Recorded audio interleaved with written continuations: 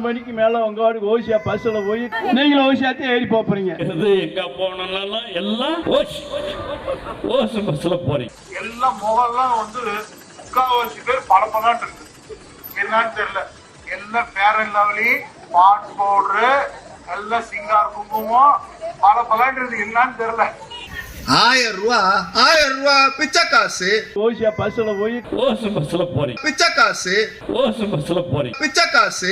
இலவச திட்டங்கள்னு கொண்டு வந்துட்டு அது என்ன ஓசி பஸ்னு யாரோட வரிப்படத்துல அவங்க சொகுசா வாழ்ந்துட்டு இருக்காங்க. ஓசி பஸ்னு நம்மள கேவலப்படுத்துறாங்க. நான் ஓட்டு போடுற உரிமை இருக்கக்கூடிய ஒரு பொண்ணுங்க. நான் போடுற ஓட்டுல தான் என்னோட உரிமையை நான் எடுத்துக்கிறேன். இப்படி ஒவ்வொரு வாட்டியும் நம்மள ஓசின்னு சொல்லி காட்டும் போது நான் ஏன் ஓசில போகணும் எனக்கு தயக்கமா இருக்குங்க. இப்படி மக்கள்கிட்ட இருந்து ஓட்டை வாங்கிட்டு அவங்க வரி பணத்தை புடுங்கிட்டு அவங்களையே அசிங்கப்படுத்துறாங்க. அமைச்சர் துரைமுருகனோட மகன் சொன்னாரு, பலன்னு இருக்கீங்க, மேக்கப் போட்டுட்டு வந்தீங்களா, 1000 ரூபாய் வாங்கிருப்பீங்களே அப்படின்னு சொல்றாரு. அதுவும் தேர்தல் பிரச்சாரத்துல. நீங்க எல்லாம் இப்ப ஓசி பஸ்ல தானே போறீங்கன்னு அமைச்சரா இருக்கும் போது பொன்முடி மக்களை இலக்காரமா பேசுறாரு. மக்கள் நம்ம கொடுக்கறது தானே அது எல்லாமே. அப்போ ஓசியில வாழ்றது யாரு? ஓசியில அவங்க பசங்களை படிக்க வைக்கிறாங்க, ஓசியில கார்ல போறாங்க. மக்கள் உங்களை பார்த்து ஓசின்னு சொன்னா அங்க இருக்க திமுக சார்களால ஏத்துக்க முடியுமா?